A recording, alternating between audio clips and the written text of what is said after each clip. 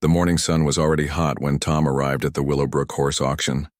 His old pickup truck coughed and wheezed as he parked it between two shiny horse trailers that probably cost more than he made in 5 years. He turned off the engine and sat there for a moment, looking at all the fancy trucks and trailers around him. Tom was 72 years old, and his hands were rough from a lifetime of hard work. His jeans had patches on the knees and his boots were held together with duct tape. The silver chain wallet hanging from his belt loop contained exactly $437. Every penny of it had been saved from his small pension, checks, and the odd jobs he still did around town. He stepped out of his truck and immediately felt out of place. Everywhere he looked, he saw wealthy people in expensive clothes talking about million-dollar horses. Women in designer riding boots chatted about their latest purchases, while men in crisp button-down shirts discussed bloodlines and racing records. Tom had worked with horses for 45 years before a bad fall damaged his back and forced him to retire. He started as a stable boy when he was just 16, cleaning stalls and feeding horses at a local ranch. Over the decades, he learned everything there was to know about these magnificent animals. He could tell if a horse was sick just by looking at its eyes. He knew which horses had good hearts and which ones were just pretty to look at. But all that experience didn't matter here. These rich folks saw an old man in patched clothes and assumed he didn't belong. Some of them whispered and pointed when they thought he wasn't looking. Others just ignored him completely as if he was invisible. Tom didn't mind. He had come here for one reason, and it wasn't to make friends with people who had more money than sense. He had heard about this auction from his friend Jake, who cleaned stalls at a nearby stable. Jake mentioned that sometimes good horses ended up at these auctions for cheap prices because people didn't know what they were looking at. The auction barn was huge, with rows of metal pens holding horses of all sizes and colors. Tom walked slowly through the aisles, studying each animal with the careful eye of someone who had spent his life around horses. He watched how they moved, how they held their heads, how they reacted to people passing by. Most of the horses were clearly expensive. Their coats gleamed from professional grooming, and they wore fancy halters with brass nameplate tags. Groups of well-dressed bidders clustered around these horses, discussing their breeding and potential. Tom heard numbers being thrown around that made his head spin. 50,000. 100,000. Some people talked about horses worth half, $1 million like it was pocket change. Tom kept walking until he reached the back section of the barn. This was where they kept the horses that nobody seemed to care about. The pens were smaller, and the horses looked tired and neglected. Most people walked right past this area without even looking, but Tom stopped at pen number 47. Inside was a mare that looked like she had seen better days. Her coat was muddy and matted, and she stood alone in the corner of her pen with her head hanging low. She was skinny, and her ribs showed through her dirty coat. Her mane was tangled, with bits of hay and debris. Other people had walked past this pen all morning without giving the mare a second glance. One fancy woman in riding boots had actually wrinkled her nose and said to her friend, "How sad. Someone should put that poor thing out of its misery." But Tom saw something different. He had learned long ago to look past the surface. This mare was standing differently than the other neglected horses. Despite her poor condition, she held herself with a certain dignity. Her legs were straight and strong even though she was underweight. Her head might be hanging low, but her neck had good conformation underneath all that matted hair. Tom climbed over the fence and slowly approached the mare.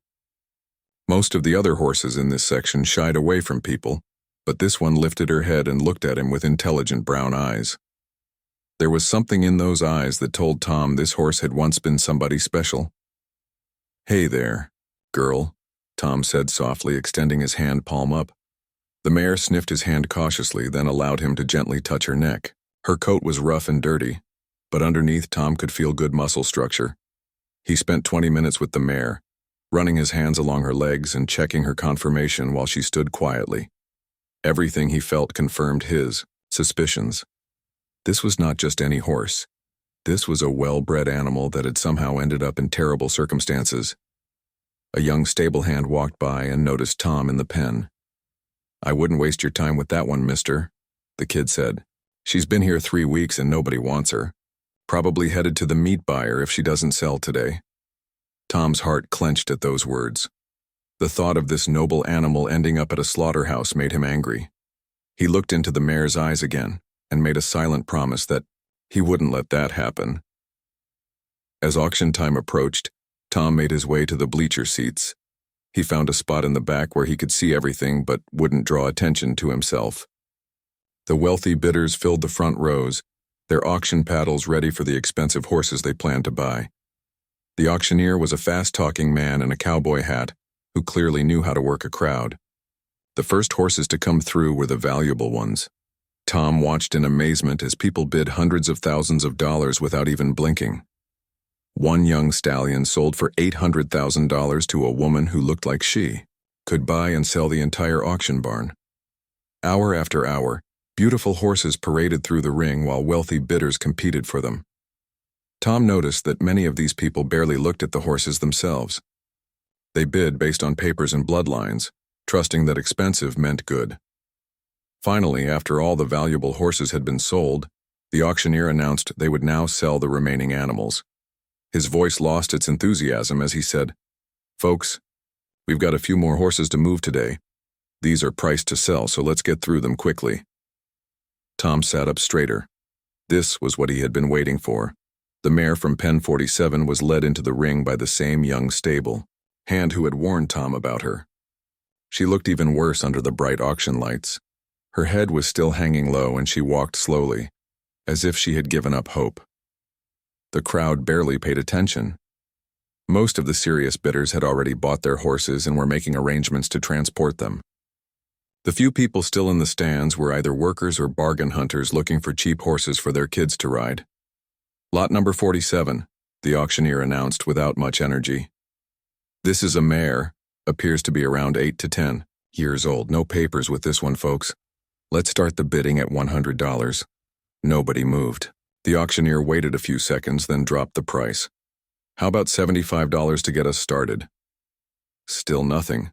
Tom could see the auctioneer was getting frustrated. In the front row, a well-dressed man with silver hair turned to his companions and made a joke that Tom couldn't hear, but it made them all laugh. The man pointed at the mare and shook his head, clearly amused by something. $50. The auctioneer tried again. "Surely someone can give me $50. For this mare?" Tom slowly raised his hand. His heart was pounding, but his voice was steady when he called out, $50. The silver-haired man in the front row turned around to see who had bid. When he spotted Tom in his patched clothes and taped-up boots, he started laughing loudly. "Well, look at that," he said to his friends, making sure his voice carried. "The old-timer thinks he's going to save that worthless nag." His companions joined in the laughter. One of them, a woman dripping in jewelry, added, "Someone should tell him this isn't a charity auction. That poor old man is probably spending his grocery money." Tom felt his face get hot, but he didn't let their mockery stop him.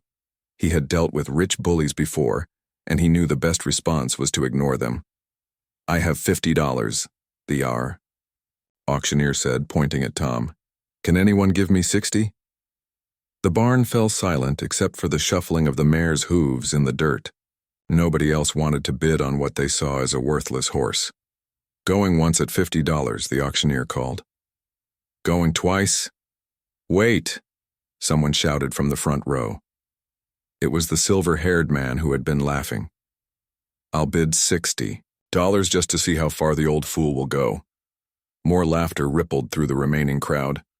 Tom realized they were making fun of him, turning his sincere attempt to save this horse into entertainment, but he wasn't going to let them win. "75, Tom called out firmly. The silver-haired man grinned and bid 80. Tom could see this was all a game to him, a way to humiliate someone he saw as beneath him. 90, Tom said, his voice getting stronger. 100, the rich man countered, still smiling like this was the funniest thing he had ever seen. Tom looked at the mare standing sadly in the ring. She deserved better than to be used as a prop in some rich man's cruel joke. He thought about his savings, about the months of careful budgeting it had taken to save this money. But he also thought about what would happen to this horse if he walked away. 125, Tom said loudly. The ride home in Tom's old horse trailer was quiet except for the rumble of the truck engine and the occasional stamp of hooves from behind him. Tom kept checking his rearview mirror, worried about how the mare was handling the journey. She had loaded into the trailer without much fuss, which surprised him. Most horses that had been neglected were either too scared or too aggressive to trust humans. When they reached his small property on the outskirts of town, Tom backed the trailer up to the gate of his pasture. He had inherited this 20-acre plot from his uncle 15 years ago, and it wasn't much to look at. The barn was old and needed repairs, but it was sturdy and dry. The fencing was basic but functional. For someone on a tight budget, it was perfect. Tom opened the trailer door slowly and stepped back to give the mare room. She stood there for a moment, sniffing the air and taking in her new surroundings. Then she carefully backed out of the trailer, her hooves making soft thuds on the wooden ramp. In the afternoon sunlight, she looked even worse than she had at the auction. Her ribs were clearly visible through her dirty coat, and her hip bones stuck out sharply. But Tom noticed something else. Now that she was out of that depressing auction barn, she held her head a little higher. Her ears were moving forward, alert and interested in her new environment. "Welcome home, girl," Tom said softly. "I know it's not much, but it's yours now." He led her to the pasture, and when he removed her halter, something amazing happened. The mare didn't just walk away like most horses would. Instead, she turned and looked at him for a long moment, as if she was trying to figure him out. Then she lowered her head and gently nudged his shoulder with her nose. Tom felt tears sting his eyes. In all his years with horses, he had learned that some animals just know when someone is trying to help them. This mare understood that her life had just changed for the better. Over the next few days, Tom focused on the basics. First was food. The mare was clearly malnourished, but he knew he had to be careful. A starving horse could get sick if you fed them too much too quickly.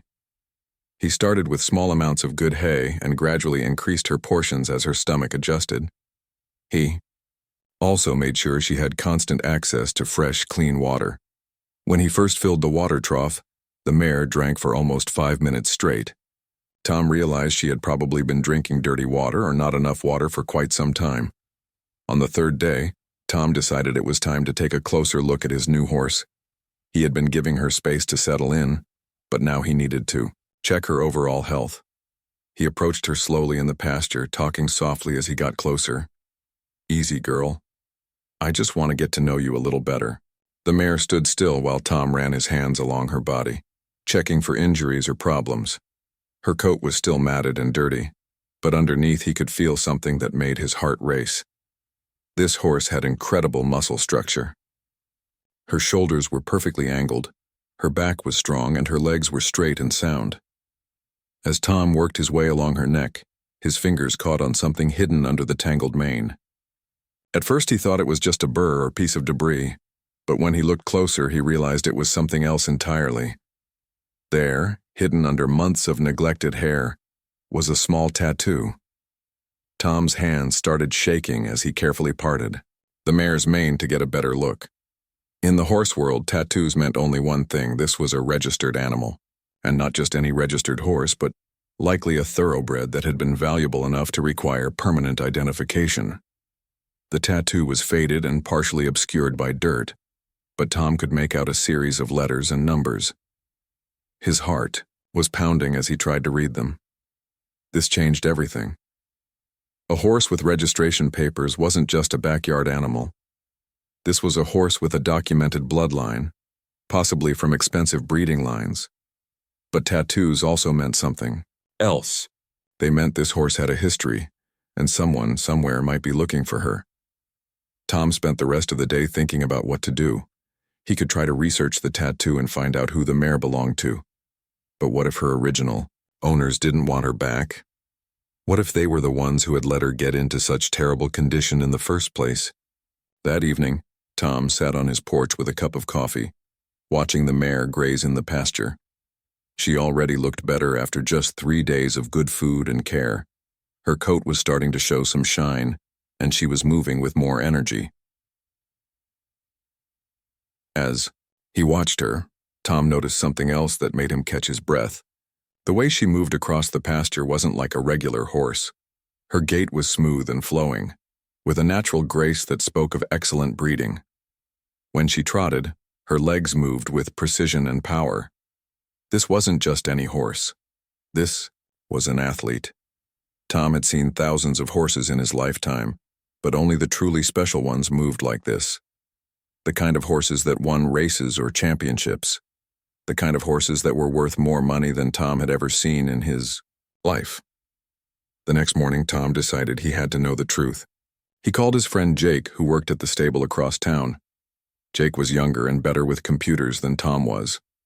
"Jake, I need a favor," Tom said when his friend answered the phone. "I need you to help me look up a horse tattoo." "A tattoo? Where did you find a horse with a tattoo?" "It's the mare I bought at the auction.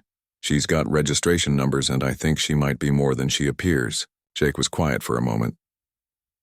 "Tom, you know that tattoos usually mean expensive horses, right?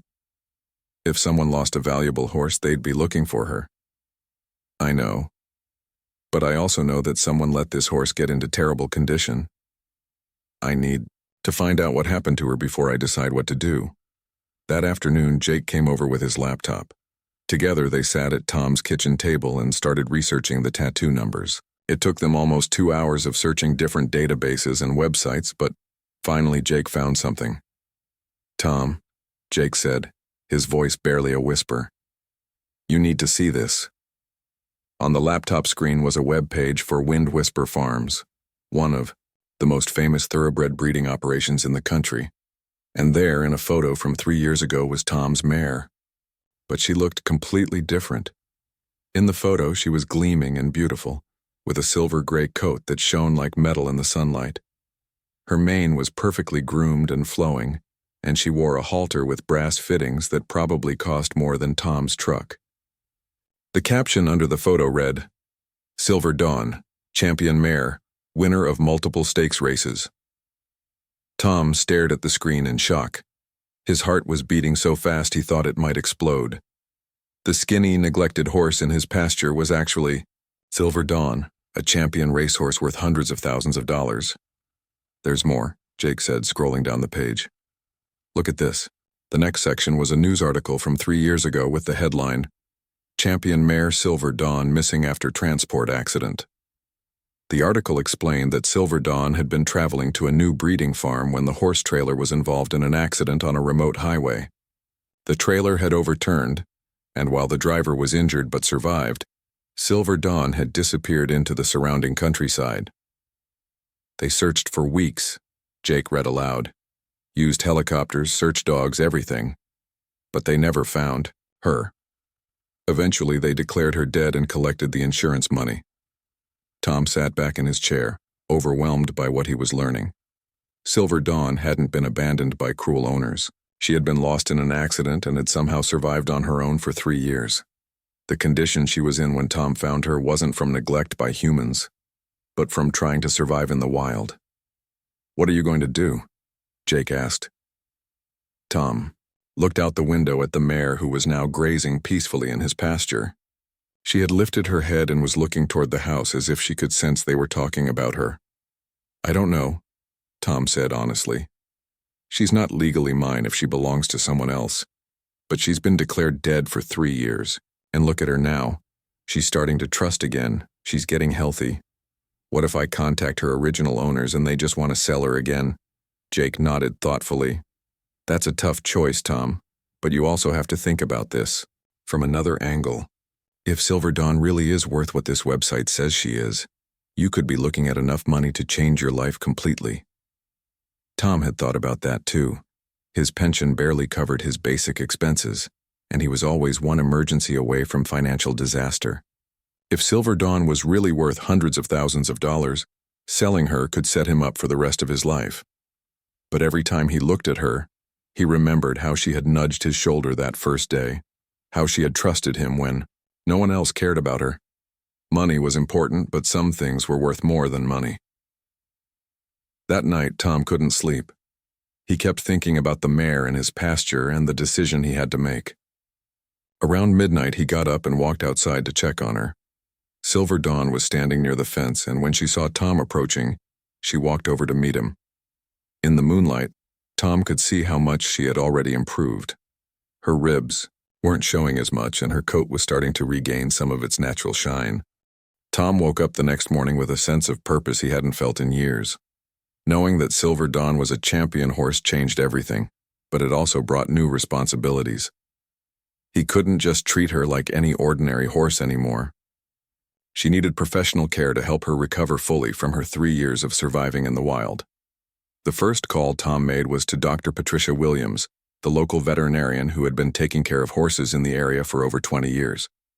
Tom had known her since she was fresh out of veterinary school, and he trusted her completely. "Dr. Williams, it's Tom. I need you to come take a look at a horse I just bought. But this isn't just any horse. I think you're going to be very surprised." When Dr. Williams arrived that afternoon, she took one look at Silver Dawn and shook her head sadly. "Oh, Tom, this poor thing has been through a lot. She's underweight, and her coat tells me she's been living rough for quite some time. But her basic structure looks good. With proper care, she should recover well." Tom decided to wait before telling Dr. Williams about Silver Dawn's true identity. He wanted her professional opinion without any bias from knowing the mare's famous background. Dr. Williams spent almost an hour examining Silver Dawn, checking everything from her teeth to her hooves. The mare stood patiently through it all, seeming to understand that these people were trying to help her. "Well, Tom," Dr. Williams said finally, "I have to say, underneath all this rough condition, you've got yourself a very well-bred horse. Her conformation is excellent, her bone structure is perfect, and her bloodline is clearly top quality. Where did you say you got her?" "The auction last week. Nobody else wanted her." Dr. Williams looked puzzled. "That's strange. Even in her current condition, anyone with horse experience should be able to see her quality. You got very lucky." Tom smiled. "Dr. Williams, there's something else I need to show you." He led her over to Silver Dawn's neck and carefully parted the mane to reveal the tattoo. Dr. Williams' eyes went wide. "Tom, this is a registered thoroughbred. These numbers mean she's probably worth a lot of money. Have you looked up her registration?" Tom told Dr. Williams everything he and Jake had discovered. By the time he finished the story, the veterinarian was staring at Silver Dawn in amazement. "Tom, do you realize what this means? You bought Silver Dawn for less than $200. She was one of the most famous mares in the country before she disappeared. If the insurance company declared her dead, the legal situation might be complicated, but this horse is worth a fortune." Over the next few weeks, Dr. Williams helped Tom develop a recovery plan for Silver Dawn. The mare needed special nutrition to help her gain weight safely. She needed dental work because her teeth had worn unevenly from eating rough food in the wild. And she needed gradual exercise to rebuild her muscles and stamina. Tom threw himself into Silver Dawn's care with complete dedication. Every morning, he was up at sunrise to feed her and check on her condition. He brushed her coat daily, working patiently to remove years of tangles and debris from her mane and tail. Slowly, the beautiful silver-gray color that had made her famous began to emerge. The transformation was remarkable. Week by week, Silver Dawn gained weight and strength. Her ribs gradually disappeared under healthy flesh, and her coat began to shine with the brilliance that had once made her a champion. But the most amazing change was in her attitude. When Tom first brought her home, Silver Dawn had been withdrawn and cautious, like an animal that had learned not to trust.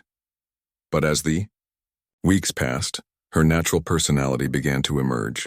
She was intelligent and curious, always watching what Tom was doing and seeming to understand that he was trying to help her. Tom started spending hours just sitting in the pasture with her, talking softly and letting her get used to human company again. Silver Dawn would graze nearby, occasionally walking over to investigate what Tom was doing or to rest her chin on his shoulder. One evening, as Tom was brushing Silver Dawn's coat, his neighbor Charlie stopped by. Charlie owned the farm next door and had been watching the transformation with growing curiosity. "Tom, I've got to ask," Charlie said, leaning on the fence. "What's the story with this horse? When you brought her home a month ago, she looked like death warmed over. Now she looks like she could be in a magazine." Tom continued brushing as he considered how much to tell Charlie. He had been keeping Silver Dawn's identity secret while he figured out what to do, but word was starting to spread around the small community that the old man had somehow turned a worthless auction horse into something special. She just needed someone to believe in her, Tom said simply. Sometimes that makes all the difference. Charlie studied Silver Dawn with a more experienced eye. Tom, I've been around horses my whole life, and I'm telling you, that's not just any horse. Look at the way she carries herself. Look at that head and neck. That's breeding you can't fake. As Silver Dawn's physical condition improved, Tom began working with her on basic training. He wasn't trying to race her or show her. He just wanted to see if she remembered her training from before her disappearance. The first time Tom put a halter and lead rope on Silver Dawn, she responded immediately. She knew how to walk properly on a lead, how to stop when asked, and how to back up on command. It was clear that her basic training was still there, buried under 3 years of survival instincts. Encouraged by her response, Tom decided to try something more advanced. He had an old saddle in his barn that had belonged to his uncle. It wasn't fancy, but it was well made and comfortable. Tom had no intention of riding Silver Dawn until she was completely healthy, but he wanted to see how she would react to wearing tack again. When Tom showed Silver Dawn the saddle, something amazing happened. Instead of being afraid or resistant, like a horse that had been out of training for years, she actually stepped toward it. Her ears were forward with interest, and she lowered her head to sniff the leather. Tom placed the saddle pad gently on her back, and Silver Dawn stood perfectly still. When he added the saddle itself, she remained calm and relaxed. It was as if she remembered what these things meant and was happy to see them again. "Good girl," Tom said softly, stroking her neck. "You remember, don't you? You remember being a champion." Word about Tom's remarkable horse was starting to spread beyond his immediate neighborhood. Jake had told some of his friends at the stable where he worked, and they had driven over to see the transformation for themselves. They all agreed that Tom had somehow found an incredibly well-bred horse at the auction. But Tom was careful not to let anyone know Silver Dawn's true identity. He was still wrestling with the legal and ethical questions surrounding her ownership. The insurance company had paid out on her death claim 3 years ago. Wind Whisper Farms had probably used that money to buy other horses. If Tom revealed Silver Dawn's identity now, it could create a complicated legal battle that might not end in her best interests. One afternoon, Tom was working with Silver Dawn in the small training ring he had set up in his pasture when the expensive SUV pulled into his driveway. Tom's heart sank when he recognized the silver-haired man from the auction climbing out of the vehicle. The man's name was Robert Blackstone, and he owned several racehorses and show horses. He was the one who had made fun of Tom for buying what everyone thought was a worthless mare. Well, Blackstone said as he approached the fence. "I heard rumors that the old man had worked some kind of magic on that pathetic horse he bought. I had to come see for myself." Tom continued working with Silver Dawn, trying to ignore Blackstone's presence. But he could feel the man's eyes studying every inch of the mare, and Tom knew that Blackstone was experienced enough to recognize quality when he saw it. "I'll be damned," Blackstone said after several minutes of watching. "That's not the same horse, is it? What did you do? Switch horses when nobody was looking?" Tom finally stopped and looked at Blackstone directly. "It's the same horse. She just needed proper care and someone who believed in her." Blackstone laughed, but there was no humor in it. "Come on, old man. I've been around horses my whole life. That scrawny nag at the auction couldn't possibly turn into this. This horse has championship bloodlines written all over her." Tom's jaw tightened. "Are you calling me a liar, Mr. Blackstone?" "I'm saying something doesn't add up. And I'm also saying that if this really is the same horse, you might have stumbled onto something valuable. I'm prepared to offer you $10,000 for her right now." Tom's heart skipped a beat. $10,000 was more money than he had ever had at one time in his life. It would solve all his financial problems and give him security for his remaining years. But when he looked at Silver Dawn, who was watching the conversation with intelligent eyes, Tom knew his answer. "She's not for sale." Blackstone's expression hardened. "Don't be stupid, old man. That's more money than you'll see in 5 years of your little pension. And if you think you can train that horse yourself and make her into something special, you're dreaming. You don't have the facilities or the expertise. Maybe not, Tom said quietly. But I have something you don't have. Oh, really? And what's that? Tom walked over to Silver Dawn and placed his hand on her neck. The mare immediately leaned into his touch, showing the trust and bond that 3 months after bringing Silver Dawn home, Tom had to face the reality that keeping her identity secret was becoming impossible. The mare's transformation had been so dramatic that people throughout the county were talking about the miracle horse that the old man had rescued from the auction. Dr. Williams had been asking more and more questions about Silver Dawn's background, especially after she completed the DNA testing that confirmed the mare's identity beyond any doubt. Local horse trainers had started showing up at Tom's farm unannounced, hoping to get a look at the horse that everyone was talking about. But it was Jake who finally forced Tom's hand. "Tom, you've got to listen to me," Jake said one evening as they sat on the porch watching Silver Dawn graze. "Word is getting out whether you want it to or not. Someone is going to recognize her eventually, and when they do, you want to be the one controlling how the story gets told." Tom had been thinking the same thing, but he was scared of what would happen once Silver Dawn's true identity became public knowledge. Would the insurance company try to take her back? Would Wind Whisper Farms claim she still belonged to them? Would Tom lose the horse that had become the center of his world? "There's something else," Jake continued. "I've been doing more research and I found out that Wind Whisper Farms went out of business 2 years ago. The owner got into financial trouble and had to sell off all his horses. So even if they wanted to claim Silver Dawn, there's nobody left to make the claim." This news changed everything for Tom. If Wind Whisper Farms no longer existed, then the legal situation became much simpler. The insurance company had already paid the claim and closed the case. As far as the law was concerned, Silver Dawn had been dead for 3 years. "What about the insurance company?" Tom asked. "I looked into that too.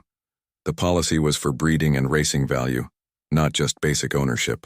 Since Silver Dawn can't officially be brought back from the dead without a lot of legal complications, and since she's been declared a total loss for 3 years, most insurance lawyers would probably rather just leave the case closed." That night, Tom made a decision that would change his life forever. He was going to go public with Silver Dawn's identity, but he was going to do it on his own terms.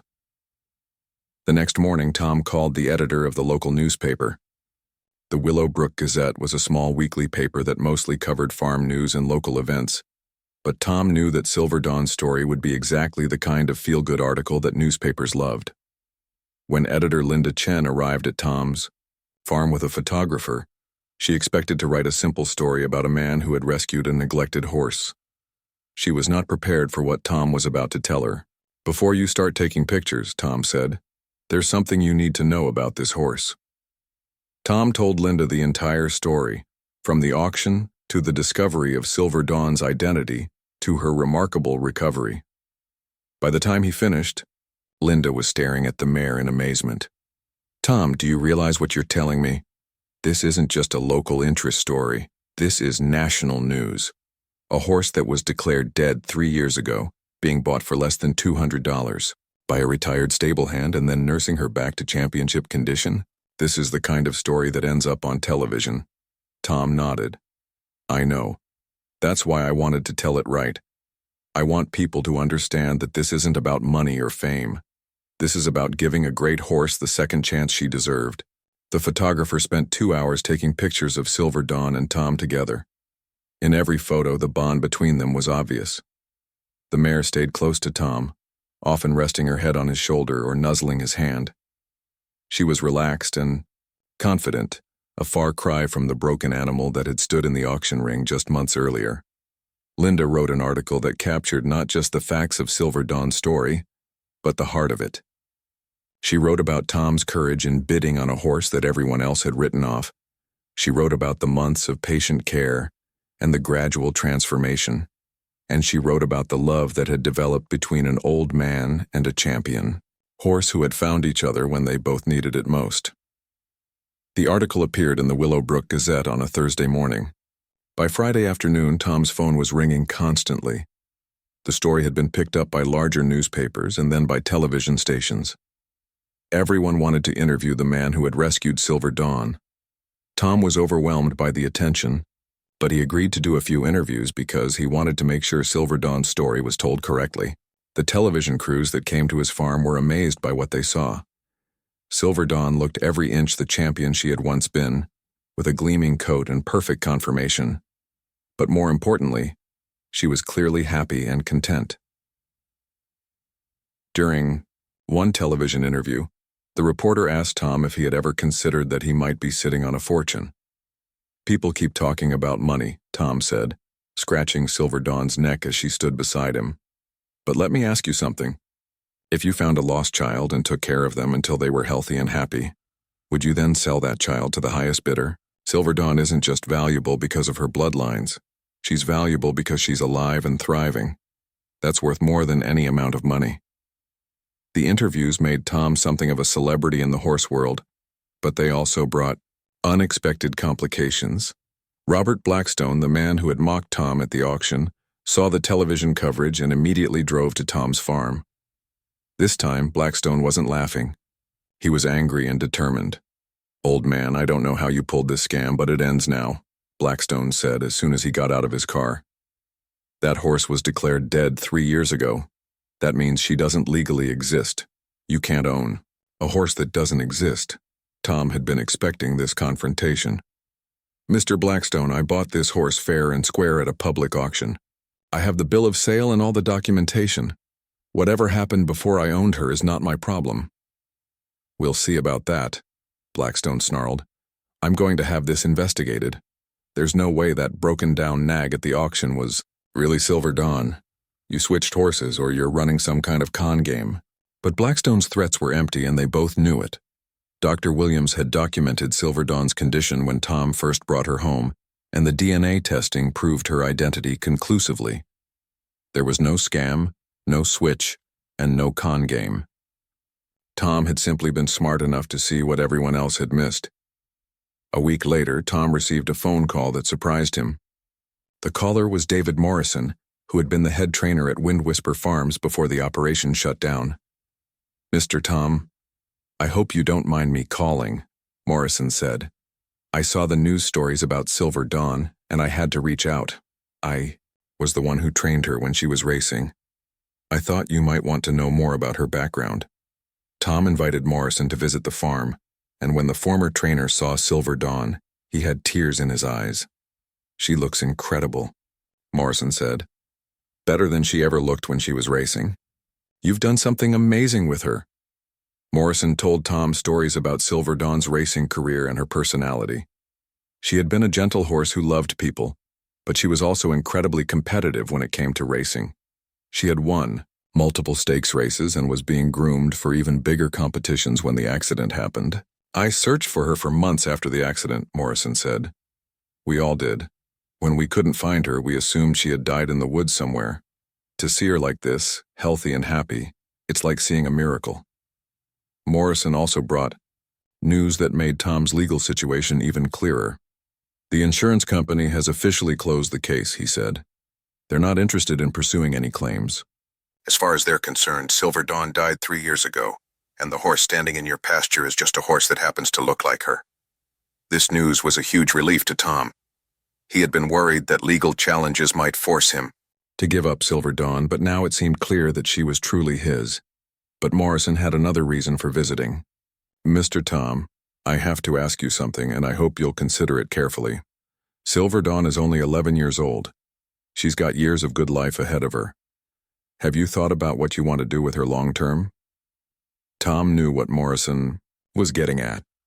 Silver Dawn was a champion who could potentially return to competition if she was properly trained. She could also be used for breeding, which could produce valuable foals. Tom was 72 years old and living on a small pension. He didn't have the resources to fully utilize Silver Dawn's potential. "What are you suggesting?" Tom asked. Morrison hesitated. "There are a lot of ways this could work. You could lease her to a training facility while retaining ownership. You could syndicate her for breeding while keeping her at your farm, or you could simply sell her and set yourself up for life. But whatever you decide, it should be based on what's best for both you and Silver Dawn. That night, Tom sat in his kitchen and thought about Morrison's words. Through the window, he could see Silver Dawn grazing peacefully in the moonlight. She looked content and healthy, but Tom wondered if she missed the excitement of competition. The next morning, Tom made a decision that surprised everyone, including himself. 6 months after David Morrison began working with Silver Dawn, the transformation was complete. The mare that had once stood broken and forgotten in an auction pen was now a magnificent athlete again, but she was also something more. She was a symbol of hope and second chances. Morrison had set up a training schedule that respected both Silver Dawn's needs and Tom's wishes. 3 mornings a week, he came to Tom's farm to work with the mare on conditioning and basic skills. The other days, Tom continued his gentle care routine, making sure Silver Dawn remembered that she was loved for who she was, not just what she could do. The bond between Tom and Silver Dawn had only grown stronger during this time. She nickered whenever she saw him coming, and she still preferred to graze near wherever he was working in the yard. But Morrison had also noticed something else. Silver Dawn's competitive spirit was returning. "Tom, I think she misses it," Morrison said one morning after a particularly energetic training session. "She remembers what it felt like to run and compete, and I think part of her wants that back." Tom had been thinking the same thing. He could see the light in Silver Dawn's eyes when she was working, a spark that reminded him of the champion she had once been, but he was also scared. What if she got injured? What if the pressure of competition was too much after everything she had been through? It was Dr. Williams who finally convinced Tom to take the next step. After a thorough examination, she declared Silver Dawn to be in better condition than many horses half her age.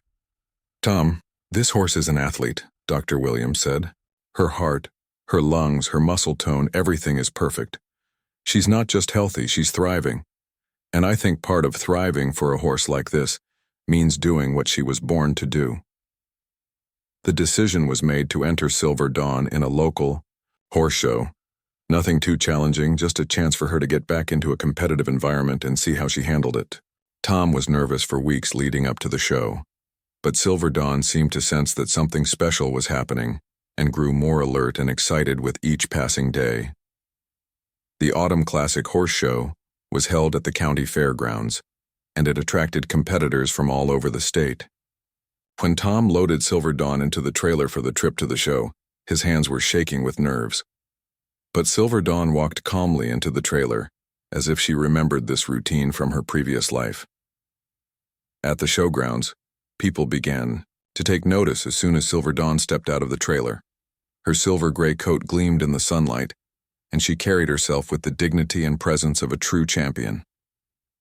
Whispers began to follow them as Tom led her to their assigned stall. "Is that really her?" Tom heard someone say. "Is that the horse from the news stories?" Word spread quickly through the showgrounds that Silver Dawn, the miracle horse rescued from an auction, was there to compete. People began gathering around her stall, not to gawk, but to admire a living legend who had overcome impossible odds. But not everyone was pleased to see Silver Dawn at the show. Robert Blackstone was there with one of his expensive show horses, and he was furious when he saw Tom preparing Silver Dawn for competition. "This is ridiculous," Blackstone said loudly, to anyone who would listen. "That old man has no business bringing that horse here. She's been out of training for years, she'll embarrass herself and possibly get hurt." Tom tried to ignore Blackstone's comments, but they stung, because part of him wondered if the man was right. Was he making a mistake by putting Silver Dawn back into competition? Was he risking her safety and well-being for his own pride?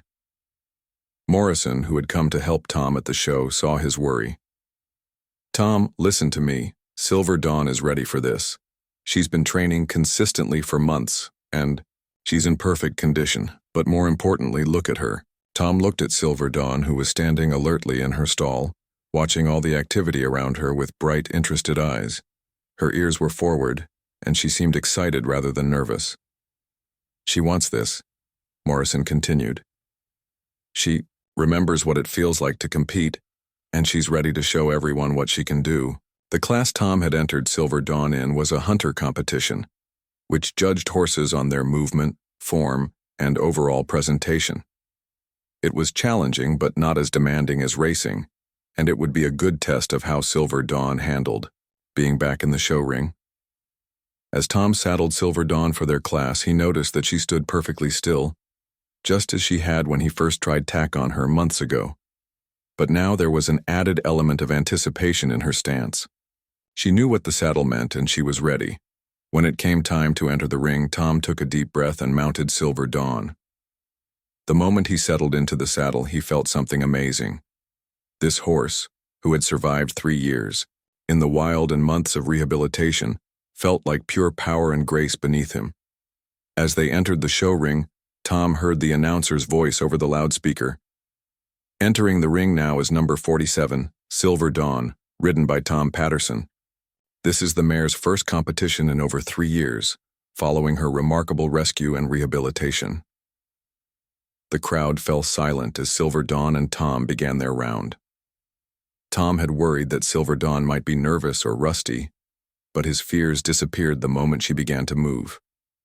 She was magnificent. Silver Dawn moved around the ring with the fluid grace of a natural athlete. Her stride was long and smooth, her head carriage was perfect, and her attitude was confident and focused. Tom could feel the power in her movement, but he could also feel her responding to his every cue with the precision of a perfectly trained horse. As they completed their first pass around the ring, Tom heard something that made his heart soar: applause. The crowd was actually applauding their performance, something that rarely happened during a round. For the jumping portion of the class, Silver Dawn approached each fence with confidence and cleared them all easily, landing smoothly and continuing, with perfect rhythm. Tom felt like he was riding a dream, a perfect partnership between horse and rider. When they completed their round and exited the ring, Tom was overwhelmed with emotion. Silver Dawn had not just performed well, she had been spectacular. She had shown everyone in attendance that she was still a champion, still a horse capable of greatness. But the real test came when the results were announced. Tom and Silver Dawn stood with the other competitors in the center of the ring, waiting to hear the judge's decision. Tom's heart was pounding, not because he cared about winning, but because he wanted Silver Dawn to know that she had done well. In first place, the announcer called out, "Number 47, Silver Dawn, ridden by Tom Patterson." The crowd erupted in cheers and applause. Tom felt tears streaming down his face as he leaned forward to hug Silver Dawn's neck. She had done it. She had proven that champions can overcome any obstacle, any setback, any challenge. As they performed their victory lap around the ring, Tom looked up into the stands and saw something that made him smile. The same wealthy people who had laughed at him at the auction were now on their feet, applauding loudly. Even Robert Blackstone was clapping, though he looked like it physically hurt him to do so. After the class, people surrounded Tom and Silver Dawn with congratulations and admiration. Many of them wanted to hear the story of her rescue and recovery, and Tom found himself telling it over and over again.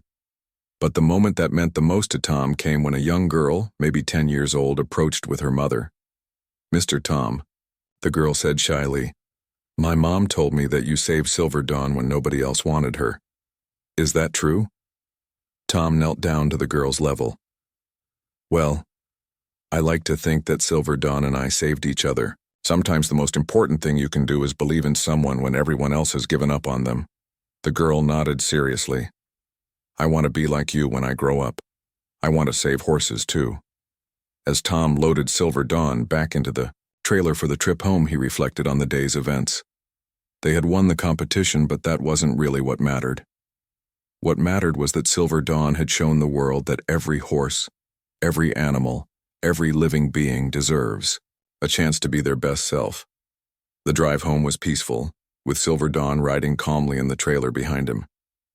When they reached the farm, Tom turned her out into her familiar pasture, and she immediately began grazing as if winning a horse show was just another day's work. That evening, as Tom sat on his porch watching Silver Dawn graze in the moonlight, he thought about the journey they had taken together, from the auction barn where everyone laughed at them, To the show ring where everyone cheered for them, it had been an incredible adventure.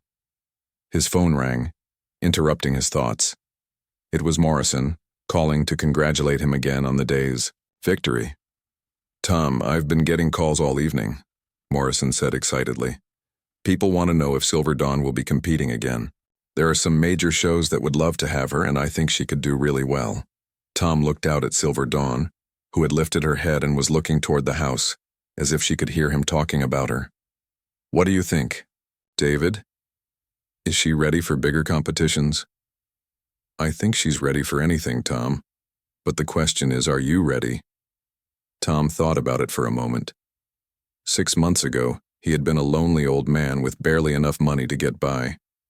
Now he was the owner of a champion horse,